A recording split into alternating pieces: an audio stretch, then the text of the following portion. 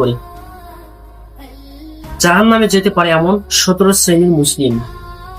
Number 1, মুনাফিক অর্থাৎ ভণ্ড মুসলিম।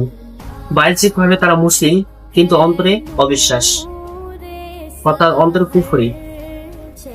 মানে তারা হচ্ছে বাহ্যিকভাবে মুসলিম আমরা দেখি, কিন্তু তাদের অন্তরটা থাকে পুরোপুরি কুফরিতে পরিপূর্ণ, বা কুফরিতে তাদের অন্তরটা পরিপূর্ণ থাকে, অর্থাৎ ভিতরে একরকম বাইরে আরেক রকম। নাম্বার 2, সুদভোগী অর্থাৎ রিবাখোর যাদেরকে বলা হয়। সুদ নেয় বা দেয়, অর্থাৎ প্রিয় দিনী ভাই বোন, তারা সুদ নেয় অথবা দেয়, দুইটার মধ্যে তারা যে কোনো এক শ্রেণী হতে পারে, আবার দুইটাও হতে পারে। নাম্বার 3, অন্যায়ভাবে মানুষের হক নষ্টকারী, কারো সম্পদ জমি বা অধিকার অন্যায়ভাবে দখল করা। নাম্বার 4, নামাজ ত্যাগকারী বা অবহেলাকারী, অর্থাৎ নামাজ না পড়া বা অবহেলা করা বা সময় মতো না পড়া। নাম্বার 5, জাকাত না দানকারী, অর্থাৎ জাকাত না দিয়ে তারা সম্পদের হক আদায় না করলে, অর্থাৎ যারা জাকাত দেয় না এবং যারা সম্পদের পরিপূর্ণ হকটা আদায় না করে, তারা হচ্ছে জাহান্নামে যেতে পারে মুসলিম হয়েও।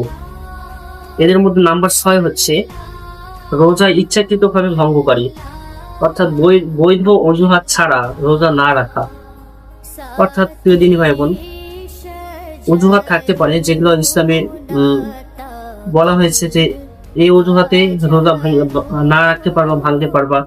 তো সেটা যদি না থাকে, অবৈধ অজুহাতে রোজা যদি না রাখে, তাহলে সেটা তারাও যদি নিয়মিত ভাবে করতে থাকে, তারাও 17 শ্রেণীর মানুষের মধ্যে পড়ে যারা মুসলিম হয়ে জাহান্নামে যাবে।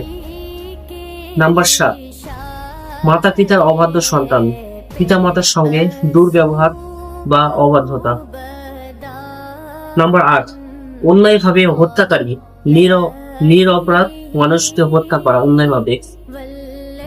যারা অন্যায়ভাবে কোনো অপরাধ ছাড়াই কোনো নির্দোষ মানুষকে হত্যা করে, তারাও এই 17 শ্রেণীর মানুষের মধ্যে পড়ে, তারা